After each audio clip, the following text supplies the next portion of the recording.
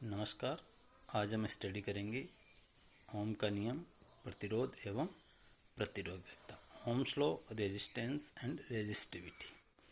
जैसे कि हमें पता है किसी भी चालक के लिए आवेश प्रवाह की दर को विद्युत धारा कहते हैं।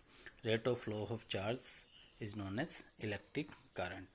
और प्रतिरोध या रेजिस्टेंस क्या होता है कि किसी भी चालक में जब करंट पास होता है, धारा प्रवाहित होती है, तो उसके पाथ में जो अवरोध होता है उसको प्रतिरोध कहते हैं। Obstacle in the path of current is known as resistance. Ohm ने जो अपना नियम दिया उसमें धारा और वोल्टता के बीच में संबंध बताया। इस नियम के अनुसार, ओम के नियम के अनुसार, यदि किसी चालक की भौतिक अवस्था मतलब उसकी लंबाई, उसका तापमान, उसके पदार्थ का जो नेचर है, मटेरियल जो है वो, या उसका अनुप्रस्थ काट का क्षेत्रफल अगर नियत रहे तो किसी चालक से प्रवाहित होने वाली धारा I का मान चालक के सिरों के मध्य विभवांतर V के समानुपाती होता है, या V is directly proportional to I. According to Ohm's law, if the physical condition of a conductor remains constant, in that condition current flowing through a conductor is directly proportional to potential difference across the edges of conductor.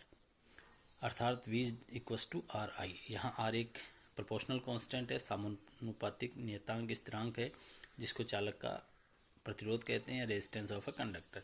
और यहाँ जैसा कि इसमें V equals to R I है तो R equals to क्या हो जाएगा, V अपॉन आई। यहाँ R क्या है, प्रतिरोध, रेजिस्टेंस, जिसका SI मात्रक, SI यूनिट होती है ओम, और इसका जो सिंबल है, प्रतीक है, वो ओमेगा द्वारा दिया जाता है। यहाँ चालक जो है उसका रेजिस्टेंस हमने R दिखा रखा है। अगर यहाँ रेजिस्टेंस R है तो एक इसका प्रैक्टिकल जो लैब में हम परफॉर्म करते हैं तब इस सर्किट को यूज़ करते हैं ओम्स लॉ के लिए।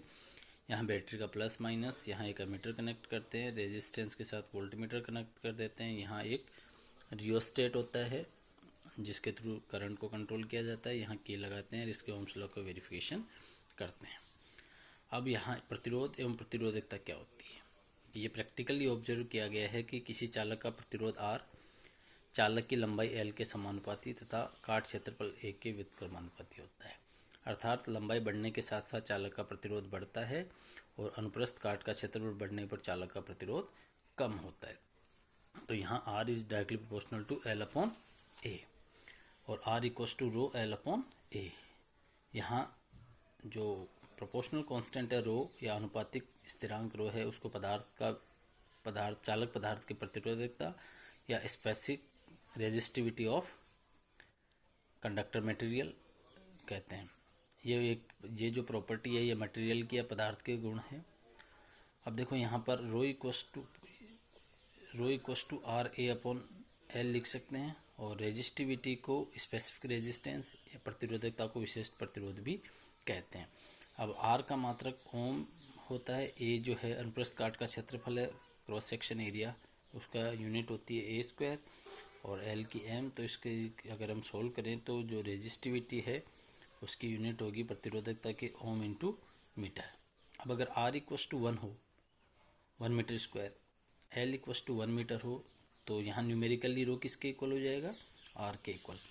अतः पदार्थ की प्रतिरोधकता का मान आंकिक रूप से उस पदार्थ की एकांक लंबाई तथा पदार्थ के एकांक काट क्षेत्रफल के प्रतिदर्श के प्रतिरोध के बराबर होता है।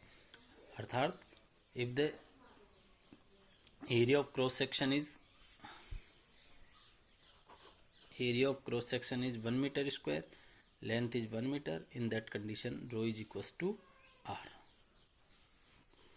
अब यहाँ जो रेजिस्टेंस है वो टेम्परेचर पे भी डिपेंड करता है कि चालक का प्रतिरोध जो है ताप बढ़ाने पर बढ़ता है। धन्यवाद।